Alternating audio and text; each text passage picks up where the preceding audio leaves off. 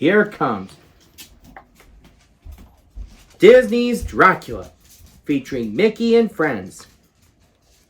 One gloomy night, Jonathan Micker, a young English lawyer, arrived in the remote land of Pepperlania. He had been sent to meet Count Dracula to sign important contracts. But when Jonathan asked the driver to take him to the front of the castle, he was left in the middle of the road.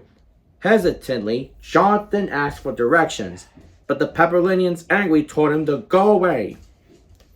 Finally, Jonathan spotted a lady sweeping in front of a little house. "Excuse me, madam, would you be so kind as to tell me where Count Dracula lives?" he asked. "We don't speak that name!" she screamed. Jonathan realized that the Pepperlanians were not friendly at all. In the middle of the night, Jonathan finally found the castle. It was dark and creepy, surrounded by a gloomy patch of red peppers and skeletal trees. The door opened, and a mysterious shadow appeared. "Welcome, Mr. Micker. I've been expecting you. Come in," a hoarse voice said.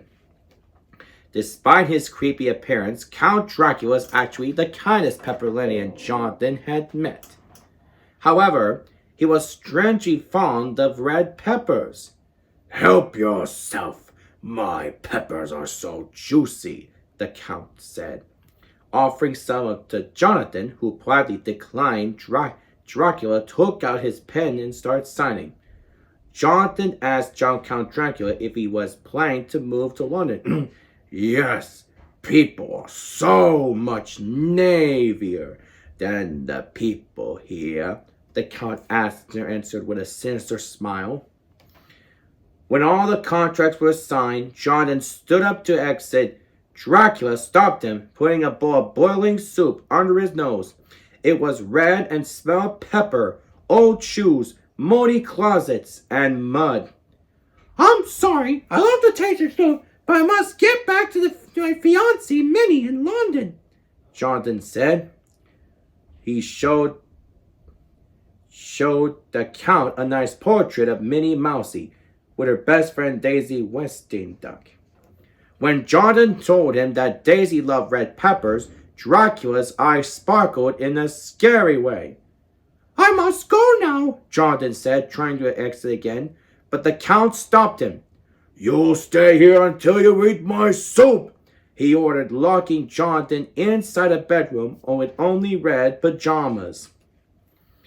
Jonathan was trapped. One day, Jonathan was thinking about escaping when something outside caught his eye. The Count seemed to be preparing to leave for London. Lowering his couch with huge crates full of soil and red peppers, Jonathan had a feeling that Dracula was up to no good. However, his escape would be easier once the Count was gone. Dracula left that evening without saying a word. From the window, Jonathan watched him drive away. He unlocked the door with a soup spoon and ran away as fast as he could. Meanwhile, the Count was on his way to London, planning to visit Minnie Westenduk. A few nights later, Minnie was having dinner with Daisy, Arthur Duckwood, and Quincy Goofies at Duckwood's house. Everyone was worried about Minnie since her fiancé Jonathan had disappeared. During dinner, Daisy was behaving strangely. Earlier that day, she had brought red peppers to the kitchen and insisted that the cook, Mrs. Duckfield, make a strange red soup with them. Now Daisy was slurping it greedily. "What's wrong with her?" Arthur whispered to Minnie. "That broth smells like stinky food." Minnie didn't know what was happening to her friend. When she turned to confront her, Daisy was exiting the room holding a spoon. "Daisy, where are you going?" Minnie shouted, but her friend didn't answer. Unfortunately, a horrible surprise awaited them in the garden. Daisy was standing next to a dark figure they didn't recognize. The figure whispered something to Daisy and gave her another pot of disgusting red soup. When Daisy turned toward him, her eyes looked like glowing red peppers. "Who are you?" Minnie asked. Instead of answering, the Count bared his sparkling fangs and then swoosh, turned into a bat and flew away. Daisy didn't notice him, seemingly hypnotized by her soup. Arthur called Dr. Horace Horsewood, who specialized in impossible cases. Daisy kept repeating the strange list of ingredients for the stinky soup. A few minutes after Minnie put Daisy to bed, Arthur and Goofy's came with Dr. Horsewood. The doctor wore a huge garlic collar around his neck. "Don't cover your nose. This smell will save you and your friend," said the doctor. Horsewood checked Daisy's pepper-shaped eyes and pulled out a photo of Count Dracula. "This creature is Count Dracula, and he hypnotized Daisy with his red pepper soup. We can't do anything but prevent him from returning and taking her with him," the doctor explained. Suddenly, Jonathan burst into the room. "I was his prisoner for weeks, but never ate his soup. That's how I managed to escape," he said. "I think Dracula is obsessed with peppers. We have to stop him before he hypnotizes everybody with his sticky soup." The doctor explained that Dracula is actually a vampire that could transform into a bat. He probably flew into Daisy's room last night and hypnotized her to be obsessed with his soup," he said. He also explained that the only guard could keep vampires away. "It's the only thing that can neutralize Dracula's power," the doctor added.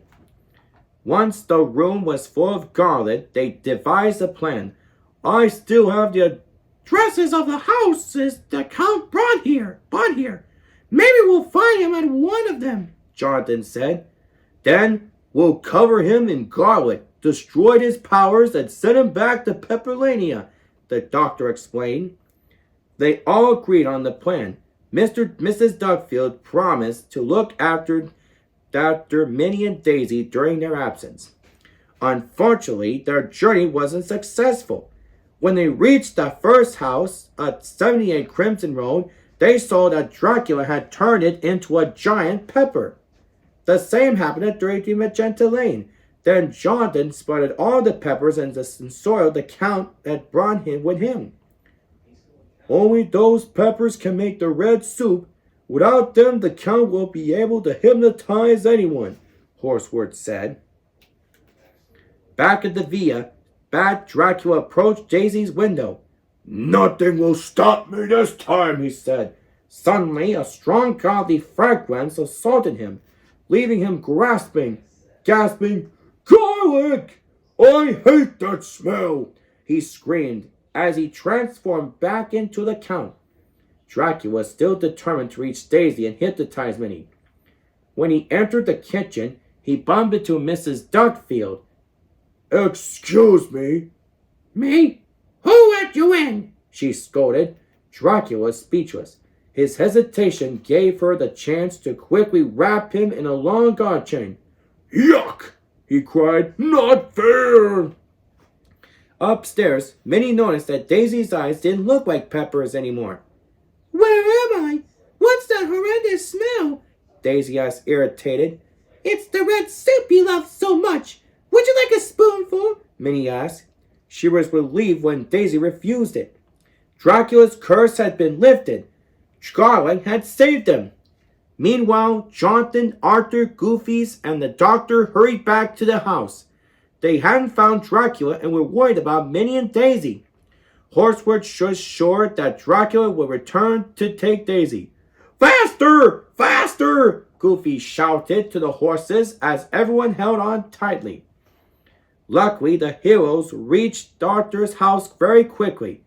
They were surprised to see that the ladies had captured the Count and were celebrating with tea and sandwiches. As the doctor congratulated them, Arthur hugged Daisy. "Promise me you're never going to eat red soup again," he told her. "Don't worry. I prefer Mrs. Dugfield's garlic sandwiches," Daisy answered. Jonathan wanted to know more about Dracula's intention. "That's simple," the Count answered. "I wanted to hypnotize everyone. If my plan had worked, the whole country would have been under my control. You ruin everything," he explained. Horsewood took garlic's flour, wick flowers from his bag and sprinkled them on Dracula's head, making him sneeze. Joe, my powers! The Count screamed. Oh, this guy will block your powers for a long time, the doctor said. Then he drove the Count back to his castle.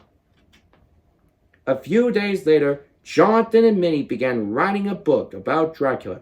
Daisy continued eating garlic.